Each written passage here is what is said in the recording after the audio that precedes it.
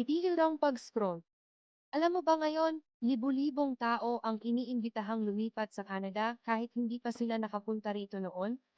Oo, aktibong naghahanap ang Canada ng mga bagong dating mula sa South Asia, Africa, Asia, at sa buong mundo para punan ang mga tunay na trabaho at palaguin ang mga komunidad. At ang pinakamagandang bahagi, maaari mong simulan ang iyong aplikasyon ngayon, ganap na online.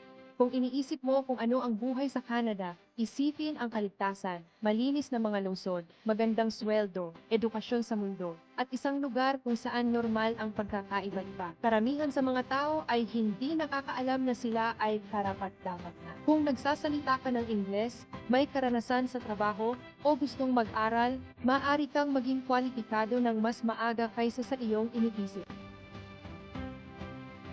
Kaya paano mo nga ba talaga sisimulan ang paglalakbay? Mas simple ito kaysa sa hitsura kapag naunawaan mo ang mga pangunahing landas. Express entry, provincial programs, work permits, study pathways. Ang bawat isa ay isang pintong maaari mong buksan depende sa iyong mga kasanayan at layunin. Ang iyong unang hakbang ay upang matutunan kung paano gumagana ang system. Walang mga alamat, walang mga shortcut, malinaw at tapat na impormasyon lang. Sa channel na ito, gagabayan ka namin gamit ang mga simpleng video tungkol sa totoong buhay sa Canada at ang eksaktong mga hakbang para simulan ang iyong paglipat. Mag-subscribe at simulan ang iyong paglalakbay ngayon.